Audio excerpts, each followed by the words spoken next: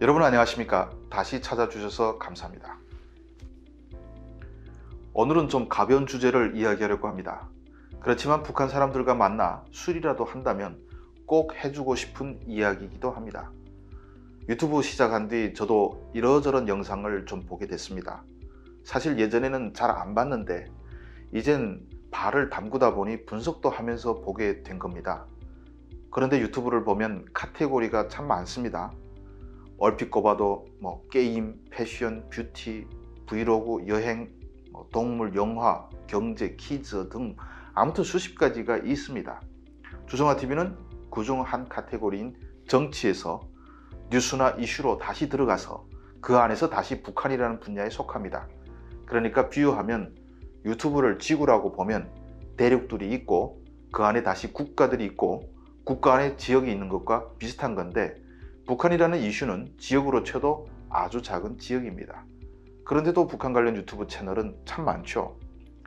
그런데 이 이야기 하려는 것은 아니고, 다시 다른 대륙으로 가보면 그 중에는 먹방이라고 있습니다. 작년 하반기부터 먹방 유튜버들이 뒷광고 논란으로 뉴스에 오르내렸죠. 뒷광고 이야기하니까 참 그런 게, 먹방이나 패션, 게임, 퀴즈 등 다른 유튜버들은 다 이렇게 뒷광고라도 붙는데 이 북한 유튜브는 불쌍하게도 광고도 붙지 않습니다.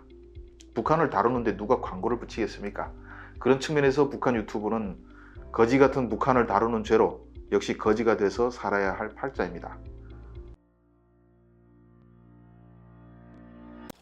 아무튼 다시 먹방으로 돌아가면 작년에 논란이 됐던 유명한 인물들이 쯔양, 벤츠, 문복희 등등 아주 잘 나가는 유튜버들이 있습니다. 먹방은 사이즈가 다른 것이, 지역이라 할 수 있는 북한은 아무리 구독자가 많아야 몇십만 명이고 국가에 비교할 수 있는 정치는 아무리 많아봐야 100만 명 겨우 넘는데, 먹방은 찾아보니 문복희 500만 넘고 쯔양이 300만, 벤츠 200만 등 정치 시사에 비교할 상대가 아닙니다.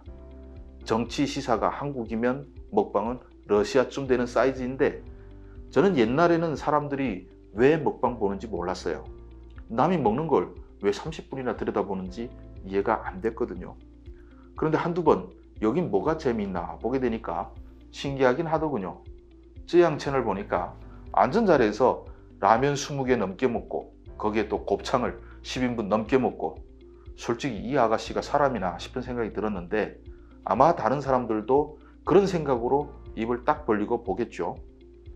먹방하는 사람들의 내장 구조가 저는 아무튼 상상이 되지는 않습니다. 그런데 이 먹방하는 사람들이 수익이 연간 10억, 20억씩 법니다. 그것도 모자라 뒷광고로 또 몇십억 챙기다가 들켜서 작년에 난리가 난 거죠. 저는 그걸 보면서 딱 드는 생각이 하나밖에 없습니다. 저는 먹는 재능이 죽어도 없으니 그들이 버는 수입이 어차피 제가 절대 오를 수 없는 나무이니까 부럽지는 않은데, 먹방 유튜버들을 보면서 정말 운이 좋은 사람들이다 이런 생각이 듭니다.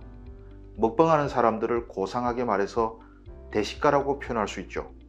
그런데 북한에서 저는 대식가라는 표현을 쓰는 것을 거의 보진 못했습니다. 북한에선 많이 먹는 사람들이 정말 경멸의 대상입니다. 가족들도 엄청 구박하죠. 북한에서는 대식가라는 표현 대신에 많이 먹으면 이 식충아라고 합니다.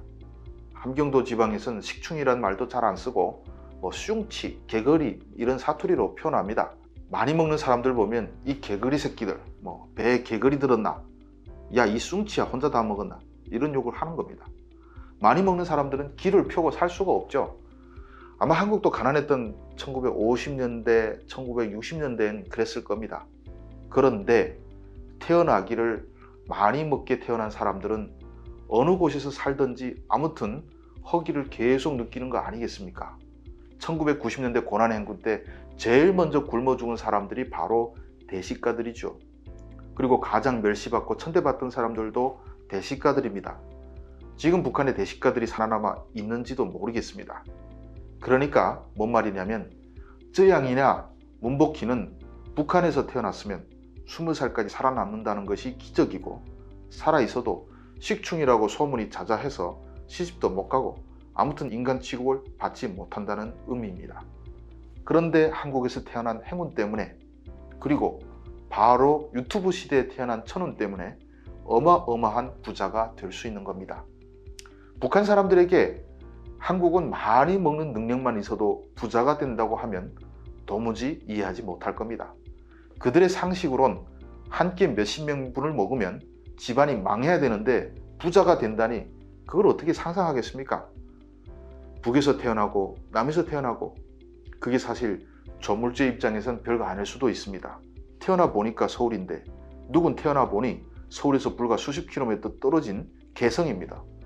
그런데 그 차이가 하늘 땅이고 특히 대식가로 태어난 사람들에게는 삶과 죽음을 가르는 차이이기도 합니다.